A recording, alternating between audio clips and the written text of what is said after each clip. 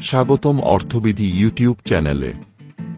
আজকের ভিডিওতে আমরা আলোচনা করব মর্নিং স্টার ক্যান্ডেলস্টিক প্যাটার্ন নিয়ে।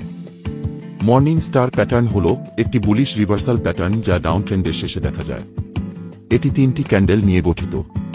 প্রথমটি একটি লম্বা বেরিশ ক্যান্ডেল, দ্বিতীয়টি একটি ছোট ক্যান্ডেল যাকে স্টার বলা হয়, এবং তৃতীয়টি একটি লম্বা বুলিশ ক্যান্ডেল।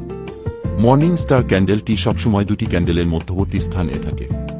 এটি সবসময় সবুজ নাও হতে পারে, মাঝে মাঝে এটি লালও হয়। একটি মর্নিং স্টারের গুরুত্ব আপনি এই চার্টটি দেখে বুঝতে পারবেন। দেখুন মর্নিং স্টার ক্যান্ডেলটি আসার পর ডাউন ট্রেন্ড কিভাবে সবুজ ক্যান্ডেলের সাথে আপ ট্রেন্ডে রূপান্তরিত হয়ে গেছে। এবার আসুন দ্বিতীয় চার্টটিতে।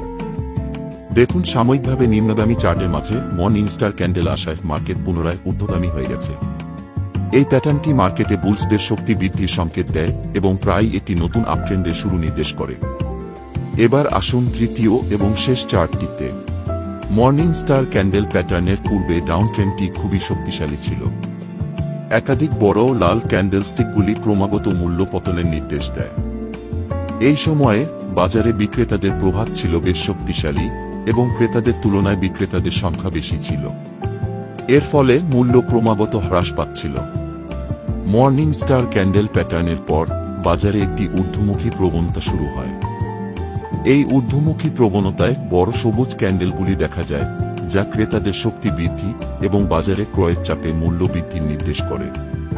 ক্রেতাদের সংখ্যা বাড়তে থাকে এবং বাজারে স্থিতিশীলতা ফেরে। ক্রমাগত সবুজ ক্যান্ডেলগুলি ক্রেতাদের আত্মবিশ্বাস বৃদ্ধি করে এবং বাজারে আরও বিনিয়োগকারী আকৃষ্ট হয়। এর ফলে বাজারে একটি স্থায়ী ঊর্ধ্বমুখী প্রবণতা গড়ে ওঠে এবং মূল্য ধীরে ধীরে বৃদ্ধি পেতে থাকে। এই কৌশলটি ব্যবহার করে আপনি আপনার ট্রেডিং-এ সফল হতে পারেন। এবং এই ধরনের আরও ট্রেডিং কৌশল জানতে আমাদের চ্যানেলটি সাবস্ক্রাইব করুন এবং ভিডিওটি লাইক করুন। শেয়ার বাজারে বিনিয়োগ ঝুঁকিপূর্ণ। বিনিয়োগের আগে সমস্ত সম্পর্কিত নথি ভালো করে পড়ুন।